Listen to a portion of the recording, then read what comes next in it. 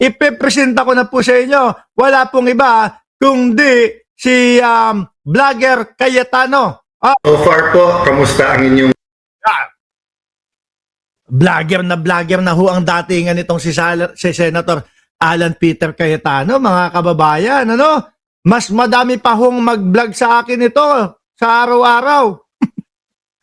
Siguro nakakapag-live ito higit sa 3, mga bossing. Tapos mahahaba pa.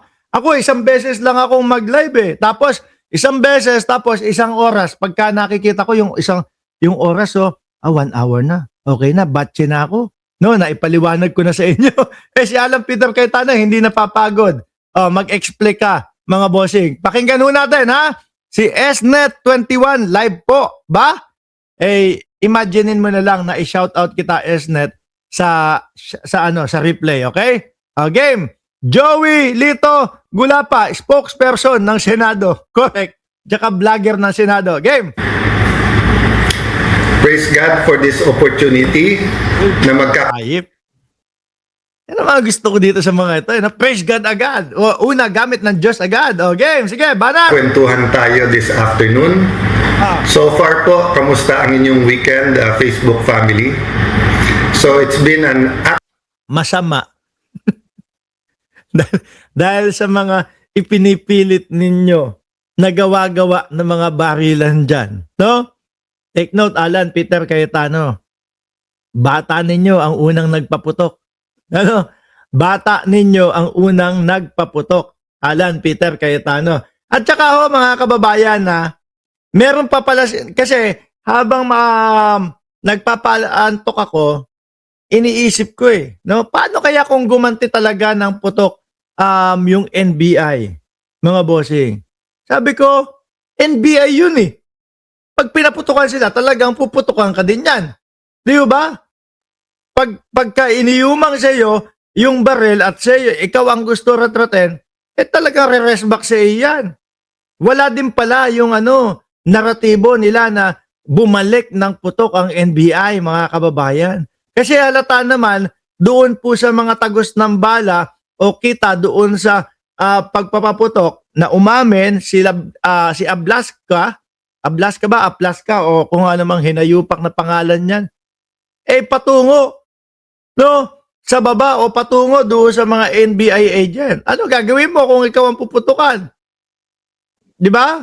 Kung lang kung totoo yung sinasabi nila, yung naratibo nila, na bumalik ng putok ang NBI. Ang pinaka mabigat diyan, Alan Peter Cayetano, sa inyo nang galing yung unang putok. Ano po? Na hindi naman magkakaroon ng putukan kung hindi nagpuputok yang si Ablaska. Game. action-packed week.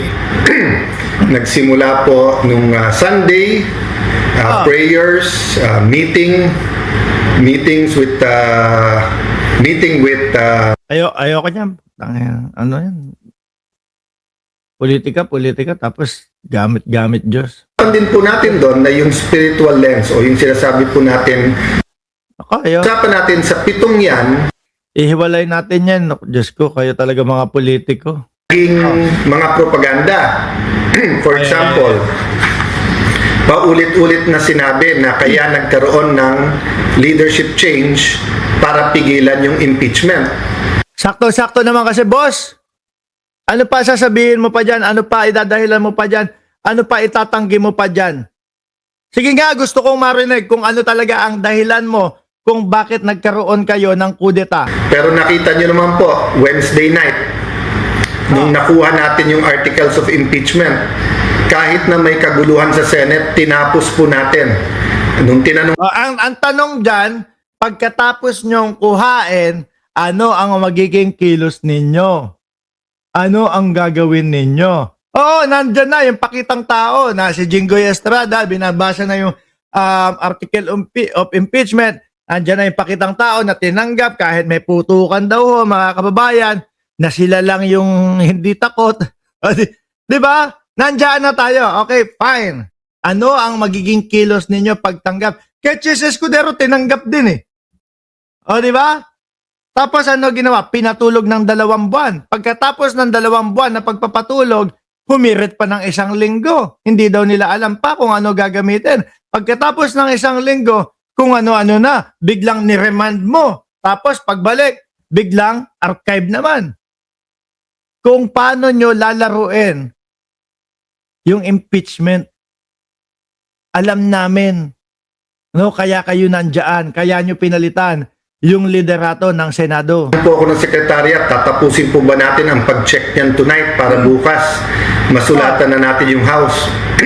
Nakiusap po ako sa kanila at sabi nila, sir, duty namin to. Despite po yung anxiety at yung trauma na nangyari dun sa Boss, ang daming nagsasabi, sinungaling ka daw, pati yung anak ni Juan Ponce Enrile. Ngayon, sa tingin mo, gusto mo paniwalaan ka namin? barilan sa Senate. The next day, within 24 hours, pinadala na po natin sa House of Representatives, kasama sa sulat na yan, yung order na nasa order of business. Sa Monday, ang Articles of Impeachment at magko-convene na tayo bilang impeachment court. So ulitin ko lang po. Si Alan Peter Cayetano, halatang halata no, na ayaw nang matanggal sa kanya yung pagiging Senate presidency. Ano po, araw-araw nag-alib eh. Kasi meron pong nagiging usap-usapan, sabihin na natin, chismis, meron pong nagiging chismis na magkakaroon na naman ng another na kudeta. Ano po? Another na pagbabago ng liderato, mga kababayan, sa Senate. Kaya itong si Alan Peter Cayetano, walang pagod, walang sawa na mag-vlog 3 beses, 4 na beses yata sa isang araw para maproteksyonan yung kanyang naagaw na posisyon. Clarification number 1. Walang delay.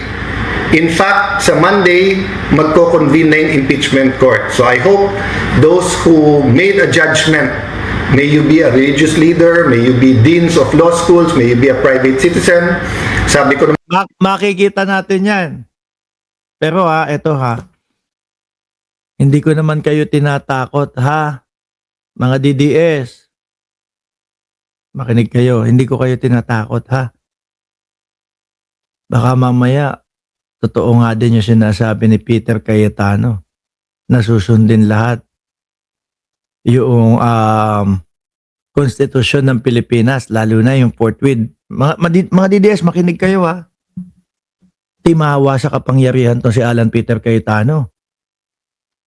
Pag sinunod niyan, yung nakasaad sa konstitusyon, Fort With, at nakita ng mamamayang Pilipino, nakarapat-dapat ma-impeach ang vice-presidente, naku, siya ang susunod na papalit.